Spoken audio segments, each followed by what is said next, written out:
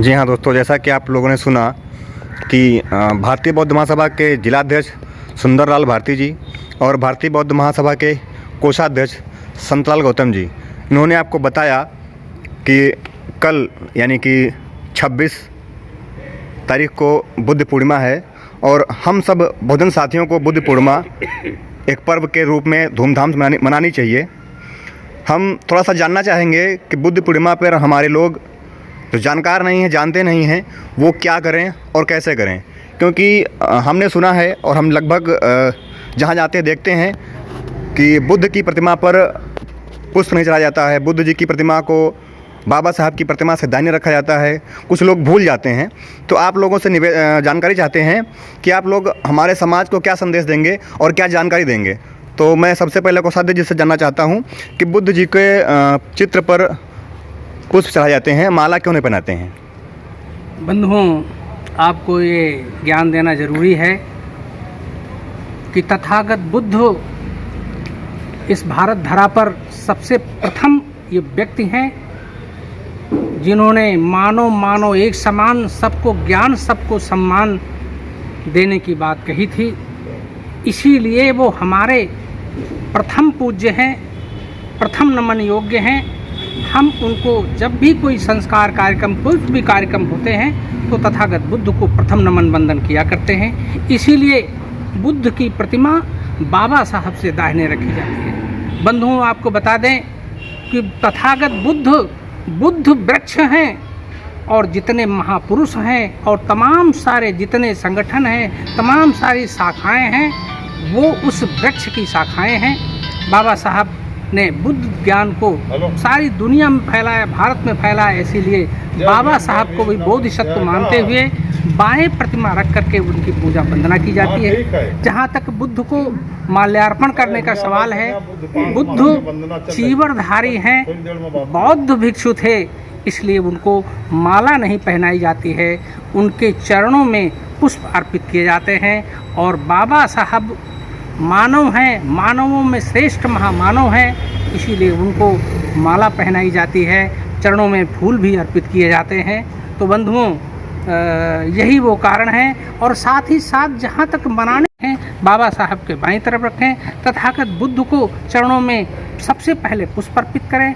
बाबा साहब के माल्यार्पण करके पुष्प भी अर्पित कर सकते हैं। और 5 मोमबत्तियाँ, जो पंचशील की बौद्ध धर्म में पंचशील की प्रतीक 5 मोमबत्तियाँ हैं, उनको जो है घर के लोग जलाएं और वो धूप अगरबत्ती से भी सुगंध पूजा करें और पुष्पांजलि करें और इसके बाद बुद्ध वंदना करें, तृष्ण ग्रहण करें, पंचशील ग्रहण करें और अपने बच्चों को, परिवार के लोगों को बुद्ध के ज्ञान के बारे में, उनके समता, मैत्री, बंधुत्व, करुणा के ज्ञान के बारे में, किस तरीके से उन्होंने सारे देश को संदेश दिया, उसके बारे में बताएं। और शाम को अपने घरों में लाइटिंग करें, मोमबत्तियों से अपने घरों को सजाएं, विद्युत झालरों से सजाएं। इस तरीके से बड़े ही श्रद्धा और आस्था के साथ बुद्ध धर्म को मानने की ज़रूरत है। और बुद्ध का जो ज्ञान है, बुद्ध का ज्ञान जो आर्य सत्यों का ज्ञान दिया, अष्टांगिक मार्ग का ज्ञान दिया, 10 पारमिताओं का ज्ञान दिया, 38 मंगल कार्य जो उन्होंने सभी मानवों के लिए उपयोगी बताए, इन सबको जानने की ज़रूरत है और इसके साथ ही साथ इनका अनुपालन करने की ज़रूरत है। इसी में हम सब की उन्नति है, हम सब लोगों की भलाई है और हम सब लोग आगे बढ़ सकेंगे। एक सवाल और आपसे पूछेंगे। हमारा समाज लगभग पाखंड में बहुत जकड़ा हुआ है और बुद्ध ने कहा था अत्तदीपो भव, तो अत्तदीपो भव का मतलब हमारे समाज को बताएं और पाखंड से कैसे दूर हों, थोड़ा सा उस पर भी आप प्रकाश डाल दें। बंधुओं, बुद्ध का एक बहुत बड़ा सिद्धांत अत्तदीपो भव, अर्थात आप अपने दीप स्वयं बनिए, आप अपना रास्ता स्वयं चुनिए। इस देश में 33 करोड़ देवता, तमाम सारे देवी देव की पूजा लोग करते रहे और किसी को कुछ नहीं मिला। क्यों? हमको जो रास्ता बताने वाले, दिखाने वाले थे, दूसरे लोग थे और हमको सही मार्ग कभी बताया नहीं गया। वो सब भगवान बुद्ध ही सबसे पहले प्रथम व्यक्ति हैं कि उन्होंने हमें समता का मार्ग दिखाया, बंधुता का मार्ग दिखाया, मैत्री का मार्ग दिखाया, करुणा का मार्ग दिखाया और देवी देवों से दूर रहने को कहा। इन देवी देवताओं से कोई भला नहीं हो सकता, आपका रास्ता खुद चुनना होगा। आज अगर आप समाज में किसी से पूछें कि भैया आपका लड़का पढ़ रहा है, उसे मंदिर में पूजा करने के लिए भेजेंगे या उसको मेहनत से पढ़ने के लिए कहेंगे, तो हर व्यक्ति वो फिर उस जगह पे बुद्ध के सिद्धांत को मानता है कि नहीं, वो बुद्ध का ही रास्ता सही है, उसको हम मेहनत से पढ़ने के लिए कहेंगे। तो बंधुओं, वो बुद्ध का ही रास्ता अत्र दीपो भव का सही है। और अगर आज कोरोना के युग में, इस महामारी के युग में आप जानकारी चाहें तो ये उत्तम होगा कि आज आपको अपना डॉक्टर खुद बनने की ज़रूरत है। आपके घरों में इक्विपमेंट हैं, तमाम सारे लोग, कोई ऑक्सीमीटर रखता है, थर्मामीटर, सब तुरंत नाप रख करके और तुरंत सावधान रहने की ज़रूरत है और अपने डॉक्टर से संपर्क करने की ज़रूरत है। यही अत्र दीपो भव बुद्ध का सिद्धांत है जो आपको उन्नति के मार्ग पे ले जाता है। बहुत बहुत साधुवाद। आपने नेशनल बहुजन चैनल के माध्यम से बहुजन समाज को, पूरे भारत देश को एक संदेश देने की कोशिश की और अच्छा संदेश दिया। बहुत बहुत धन्यवाद, बहुत बहुत साधुवाद। अब हम चलते हैं भारतीय बौद्ध महासभा के जिला अध्यक्ष सुंदरलाल भारती जी के पास और कुछ जानकारी इनसे भी चाहेंगे कि अपने समाज को क्या जानकारी दे सकते हैं और बुद्ध जी के बारे में क्या बताएंगे। सबसे पहला सवाल आपसे जानना चाहता हूँ कि गौतम बुद्ध को तथागत क्यों कहा गया है? तथागत का क्या मतलब होता है? ज़रा हमारे समाज को इसके बारे में बताएंगे। धन्यवाद भाई साहब। तथागत, तथा का मतलब होता है तथ्य, तथ्य का मतलब होता है सत्य, सत्य को जानना। और जब जान जाए व्यक्ति, जानने के बाद उसको अपनाए, ये तथागत का मतलब होता है। और तथागत ने जो भी संदेश दिया जी, उस संदेश के बारे में पहले रिसर्च किया। जैसे उन्होंने कहा कि भूत प्रेत नहीं होता है, तो 7 महीने तक भिन्न भिन्न कब्रिस्तानों में, शमशानों में रात दिन रह करके और उन्होंने अध्ययन किया, तब उनको पता चला भूत प्रेत नहीं होता है। तब जा कर के उन्होंने कहा कि भूत प्रेत नहीं होता है। इसी तरह से जो भी मैत्री भाव के लिए अगर कहा और ज्ञान को अपनाने के लिए कहा, सभी लोग ज्ञानवान हों, सभी लोग पढ़ें लिखें, भेदभाव किसी के साथ न किया जाए, ये अगर उन्होंने पहले अध्ययन किया है, उसको रिसर्च किया है, उसके बाद तथागत ने को जो भी बात कही है वो रिसर्च करने के बाद उन्होंने जो सत्य लगा है वो उन्होंने कहा है। इसलिए तथागत बुद्ध को तथागत कहते हैं कि सत्य को उन्होंने ही प्रस्तुत करने का काम किया है और समाज में सब इसी सत्य को स्थापित करने के बाद समाज की उन्नति हो सकती है। और यदि व्यक्ति को उन्नत करना है तो तथागत बुद्ध ने सबसे पहले कहा, नमो तस् भगवतो अरहतो सम्मा संबुद्धस्। हम उनको नमन करें। नमन करने का मतलब है किसी की बात को हम अंगीकार करें। तो नमो तस् भगवतो अरहतो, जो भगवत हो गए हैं, जो अरहत हो गए हैं। भगवत कौन हो गए हैं? तथागत ने कहा भगवान नहीं होता है, ईश्वर नहीं होता है, कोई चमत्कार होने वाला नहीं है, परंतु यदि भगवान के बगैर आपका काम न चले तो मैं बता दूं, उसको आप भगवान मान सकते हैं। तो उन्होंने कहा राग भग्गो द्वेष भग्गो स भगवा। जो राग और द्वेष जिसके अंदर से भंग हो जाए, नष्ट हो जाए, वो व्यक्ति भगवान हो सकता है।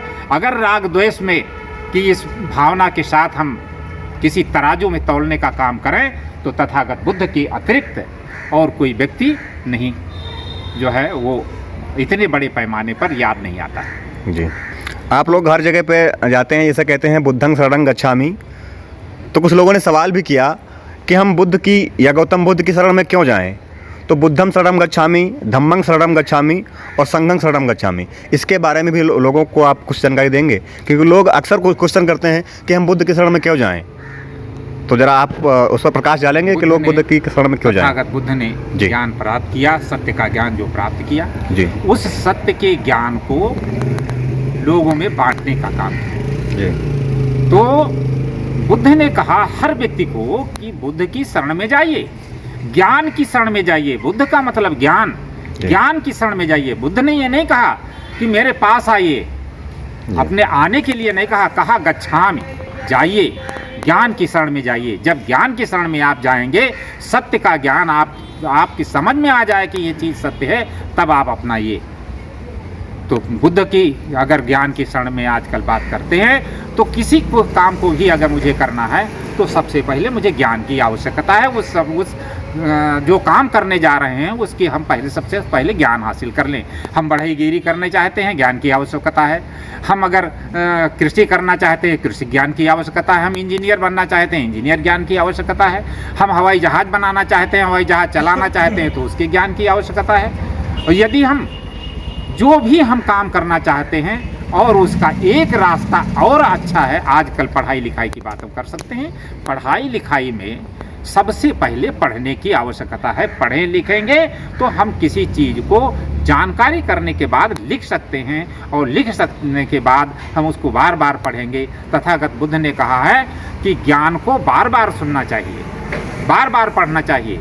जब हम एक बार ज्ञान हासिल कर लेते हैं तो कुछ दिनों के बाद वो हमारी स्मृति पटल से धूमिल हो जाता है। जब हम दोबारा उसको हम सुन लेते हैं या पढ़ लेते हैं तो हमारी स्मृति पटल पर फिर ताज़ा हो जाता है। इसलिए तथागत ने कहा कि ज्ञान को बार बार सुनना चाहिए और ज्ञान की शरण में जाना चाहिए। पहले ज्ञान आप हासिल करेंगे तब आप कार्य में दक्ष हो सकते हैं।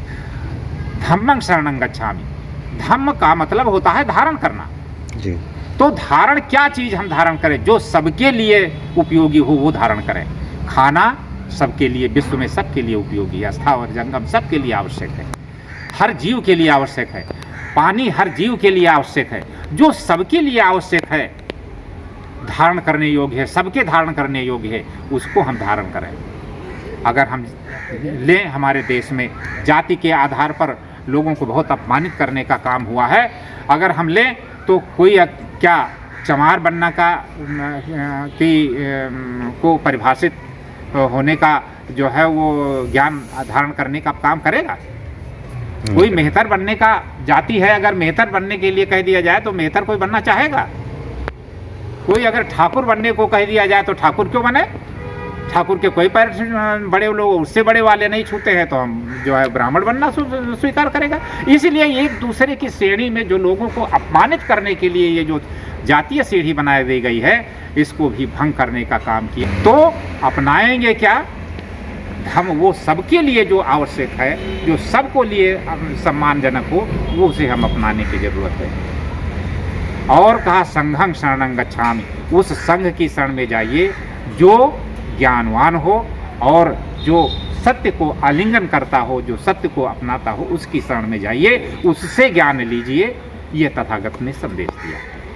थोड़ी सी बात करेंगे वर्तमान समय पे। जैसे कोरोना की महामारी चल रही है, तो इस समय चाहे हमारा समाज हो, चाहे अन्य किसी भी समाज की बात, पूरे देश की बात करते हैं हम, जो युवा है, जो बच्चे हैं, उनकी शिक्षा इस महामारी में बहुत प्रभावित हुई है।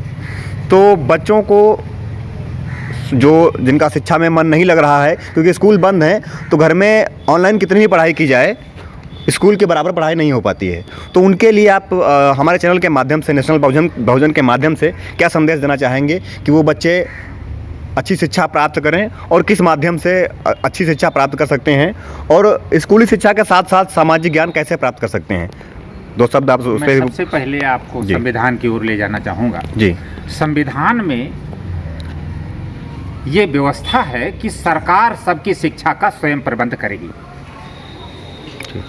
हमारे देश की विडंबना है, तमाम सरकारें आईं, तमाम लोग जो है सरकारें चलाए, लेकिन सबके लिए शिक्षा का विकास नहीं किया। आज हम गरीबों के लिए हम सब जगह स्कूल नहीं है। ऐसे गांव, मेरा गांव जो स्वयं रेवेन्यू विलेज है, उसमें कोई स्कूल नहीं है। मैं बता दूं, छुरिया गांव है मेरा, बाराबंकी में, उसमें स्कूल नाम की कोई चीज़ नहीं है।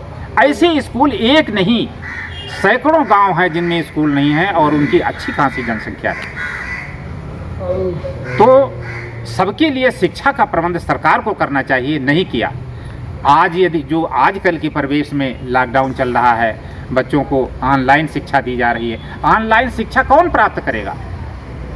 जिसके पास 12,000 वाला एंड्रॉयड फ़ोन होगा, गरीब आदमी के पास अंडरवियर के लिए पैसा नहीं है, उसके खाने के लिए पैसा नहीं है। सरकार खाना इसीलिए प्राइमरी स्कूलों में व्यवस्था किया था कि खाने के बहाने बच्चे वहाँ पढ़ने आएंगे। जिस देश की ये स्थिति है, उस देश में शिक्षा की स्थिति को बहुत बर्बाद करके रख दिया गया है। मैं चाहता हूँ कि शिक्षा का प्रबंध जिसके यहाँ बच्चे पढ़ रहे हैं, सभी गरीब बच्चों को ये एंड्रॉयड फ़ोन दिए जाएं और सबको जोड़ने का, और ये शिक्षा एकदम फ्री होनी चाहिए, यही संविधान में व्यवस्था है। ऐसा सरकार करे, ये मैं सरकार से जो है। जी बिल्कुल सही बात है। जैसा कि आप लोगों ने सुना कि जो गरीब बच्चे हैं जिनके यहाँ 2 खुराक खाना खाने के लिए नहीं है, वो 10,000 15,000 का एंड्रॉयड फ़ोन कहाँ से लाएंगे, और अगर एंड्रॉयड फ़ोन नहीं लाएंगे तो इस समय की उनकी शिक्षा कैसे चलेगी।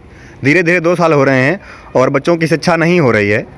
धीरे धीरे बच्चे एक प्रकार से निरक्षर होते जा रहे हैं, जो कुछ पढ़ा लिखा था वो भी भूल गए हैं। तो सरकार को चाहिए कि हर घर में हर बच्चे को एक एक मोबाइल या फिर टैबलेट की व्यवस्था कराए, या फिर हर गांव में एक एक प्रोजेक्टर लगवाकर शिक्षा की व्यवस्था करे। हम 1 मिनट एक सवाल और कर लेंगे कोषाध्यक्ष जी से, फिर बाकी की बात आगे करेंगे। जी कोषाध्यक्ष जी, हम आपसे ये जानना चाहते हैं कि तथागत गौतम बुद्ध को अरिहत भी कहा गया है, वो क्यों कहा गया है? अरहत अरहत जी, जैन धर्म में शब्द है अरिहंत जी, और बौद्ध धर्म का शब्द है अरहत। अरहत अरहत पहले बौद्ध धर्म में बोधिसत्व होता है। बोधिसत्व 10 पारमिताओं का जब उसको पूर्ण ज्ञान हो जाता है, पूर्ण पालन कर लेता है, तब वो अरहत बनता है। अरहत का मतलब होता सर्वथा योग्य, सभी प्रकार से योग्य, जिसको सभी प्रश्नों का उत्तर आता हो, समाज के सभी जितने अंग हैं समाज के, सभी को वो सुरक्षा देने की और सभी को ज्ञान देने की वो स्थिति में हो, उस व्यक्ति को अरहत कहा जाता है। और इसीलिए तथागत बुद्ध को अरहत कहा गया। तथागत बुद्ध को भूत भविष्य वर्तमान सभी का ज्ञान था, और वो सभी की जो भी उनके सामने आता था उसकी मनः स्थिति को जान लेते थे, और उसकी मनः स्थिति के अनुसार, उसकी चाह के अनुसार, उसकी आवश्यकता के अनुसार उसको ज्ञान देते थे। ठीक है, बहुत बहुत धन्यवाद आप लोगों का। आपने हमारे चैनल के माध्यम से पूरे समाज को, पूरे देश को बुद्ध पूर्णिमा की जानकारी दी और बुद्ध पूर्णिमा को कैसे मनाया जाए इसके बारे में बताया। सभी का बहुत बहुत धन्यवाद, साधुवाद। जय भीम, नमो बुद्धाय।